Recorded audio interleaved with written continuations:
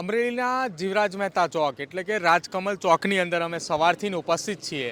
અત્યારે જ્યારે હું તમારી સાથે આ વાતચીત કરી રહ્યો છું તે દરમિયાન ઘડિયાળની અંદર 1 વાગ્યાનો સમય જે છે તે થઈ ચૂક્યો છે.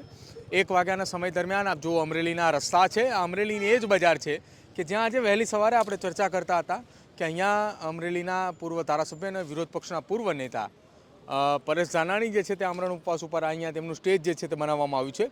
કેમેરામેન શુભમ છે તે પણ અત્યારે 1 વાગ્યા દરમિયાન મારી સાથે જોડાયેલો છે. આ તરફ અહીંયા પોલીસનો કાફલો અને પોલીસનો બંદોબસ્ત જે છે તે પણ અહીંયા જોવા મળી રહ્યો છે. પરેશ ધાનાણીએ જે કહ્યું હતું કે હું એ 24 કલાક ઉપવાસ પર બેસીશ અને ઉપવાસનું સ્થળ હતું એ રાજકમલ ચોક, અને હવે એ જ રાજકમલ ચોકના અમે આપને દ્રશ્યો બતાવી રહ્યા છીએ કે જ્યાં પરેશ ધાનાણી જે છે કે જેઓ ઉપવાસ પર બેઠા છે. પરેશ ધાનાણીની સાથે કોણ કોણ ઉપસ્થિત છે અત્યારે તેની જો વાત કરવામાં આવે તો અત્યારે અહીંયા તમામ લોકો ઉપસ્થિત છે. આ તમામ લોકો અત્યારે અહીંયા એટલા માટે ઉપસ્થિત છે કે પરેશ ધાનાણી એ નારી સ્વાભિમાન આંદોલનની જે છે તેને શરૂઆત કરી છે, અને એ શરૂઆતના ભાગના તબક્કાની રૂપે આજે જ્યારે 24 કલાક ઉપવાસ પર બેસવાની હતી જ્યારે રાતનો 1 વાગી રહ્યા છે ત્યારે લગભગ 13થી 14 કલાકનો સમય વીતી ચૂક્યો છે. આપ જુઓ અહીંયા આ ટેમ્પરેચર આપને અહીંયા ફોનની અંદર દેખાઈ રહ્યું છે. આ અમરેલીનું ટેમ્પરેચર છે 17 ડિગ્રી અત્યારે છે, એટલે કે અમરેલીની અંદર ખૂબ જ ઠંડીનો માહોલ છે. અને આ ઠંડીના માહોલની વચ્ચે આ તમામ લોકો અહીંયા ઉપસ્થિત છે જેમનું એકમાત્ર એક કારણ અહીંયા બેઠા છે એ અમરેલીની એ દીકરી પાયલ ગોટીને ન્યાય અપાવવા માટે બેઠા છે. મારા કેમેરા પર્સન શુભમ આપણે એ દ્રશ્યો બતાવે છે. પરેશ ધાનાણીની સાથે વિરજી ઠુમ્મર જે છે તે પણ અહીંયા ઉપસ્થિત છે, પૂર્વ સાંસદ છે. તેની સાથે સાથે અમરેલીના તમામ લોકો છે આ અહીંયા જે ઉપસ્થિત છે. આ તો કોઈ પણ વ્યક્તિ એમાંનો એક પણ એ જો ગણવામાં આવે તો લગભગ અહીંયા 30થી 40 લોકો ઉપસ્થિત છે. એમાંના લગભગ 10 જેટલા લોકો જે છે તે કોંગ્રેસના કાર્યકર્તાઓ છે. બાકી એ તમામ લોકો જે છે એ સામાજિક આગેવાનો છે ને અમરેલીના લોકો છે. આ અમરેલીના એ લોકો છે કે જે આ પાટીદાર સમાજની દીકરી પાયલ ગોટીને ન્યાય અપાવવા માટે બેઠા છે. શુભમ છે કેમેરામેન. શુભમ, આ તરફના એ દ્રશ્યો બતાવો. અહીંયા અમરેલીની અંદર અત્યારે હાલ મેં આપને થોડી વાર પહેલાં જે બતાવ્યું કે 17 ડિગ્રી ટેમ્પરેચર છે, અને એ 17 ડિગ્રી તાપમાનની અંદર અમરેલીની અંદર અત્યારે પવન પણ જાજો ફૂંકાઈ રહ્યો છે, ઠંડીનો પણ માહોલ છે. અને ઠંડીના માહોલની વચ્ચે રાત્રે 1 વાગે અહીંયા લાકડા જે છે તે એકત્રિત કરી અને તાપણી કરવામાં આવી રહી છે, કેમ કે અહીંયા ઠંડી અને સાથે પવન પણ વધારે છે. અને જે 24 કલાકનું અલ્ટિમેટમ આપવામાં આવ્યું હતું ઉપવાસને લઈને એને હવે 14થી 15 કલાક જેટલો સમય વીતી ચૂક્યો છે.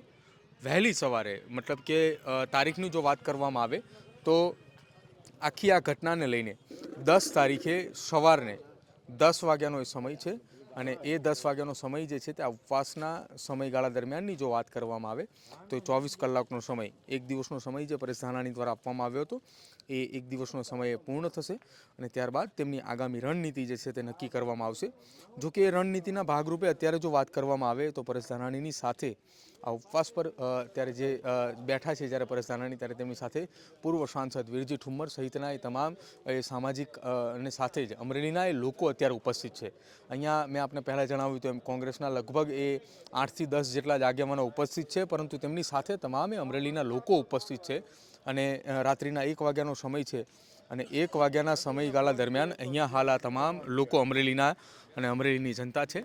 પરેશ ધાનાણીની આપ જુઓ અત્યારે અહીંયા તેઓ ઉપસ્થિત છે. સાંજે જ્યારે મેડિકલ તપાસ માટે અમરેલી સિવિલ હોસ્પિટલના ડૉક્ટરો અહીંયા આવ્યા હતા. વિરજી ઠુમ્મરનું પણ મેડિકલ તપાસ જે છે તે કરવામાં આવ્યું હતું.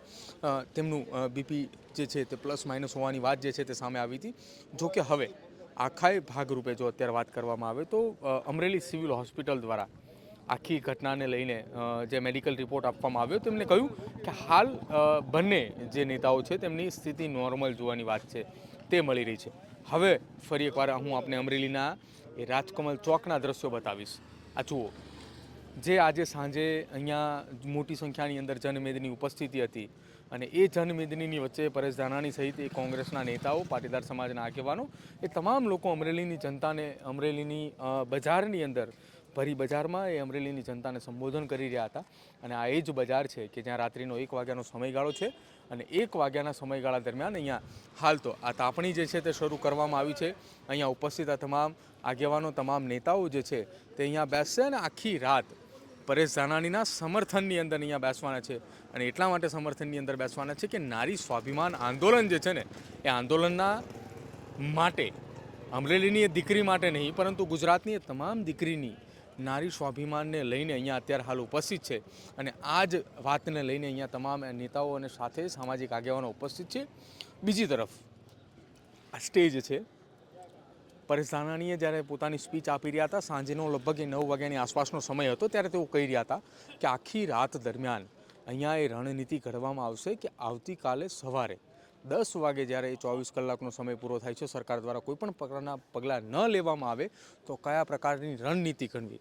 હવે હું આપને જે દ્રશ્યો બતાવીશ, આ તરફ જે અહીંયા યુવાનો બેઠા છે આ એ ચર્ચા કરી રહ્યા છે કે આવતીકાલે સવારમાં જ્યારે પરેશ ધાનાણીએ પત્રકારોને સંબોધશે ત્યારે 10 કલાકે કયા પ્રકારની ચર્ચા કરવી, પત્રકારોને કયા પ્રકારના સવાલના જવાબ આપવા, આગામી રણનીતિ કયા પ્રકારની રહેશે. આગામી સમયની અંદર જો કે આજે બપોરના સમયગાળા દરમિયાન કોંગ્રેસના પૂર્વ ધારાસભ્ય લલિત વસોયા અને લલિત કગથરાએ તો તેમને કહ્યું હતું કે તમે જાહેરાત કરો એકવાર કે ગુજરાતની અંદર આ નારી સ્વાભિમાન આંદોલનની ચર્ચા એ અલગ અલગ જગ્યાએ અલગ અલગ જિલ્લાઓની અંદર થવી જોઈએ. જો કે તેને ભાગરૂપે બંને એ પૂર્વ ધારાસભ્યોએ પોતાના વિસ્તારની અંદર, પોતાના મત વિસ્તારની અંદર એ તૈયારી દર્શાવી છે.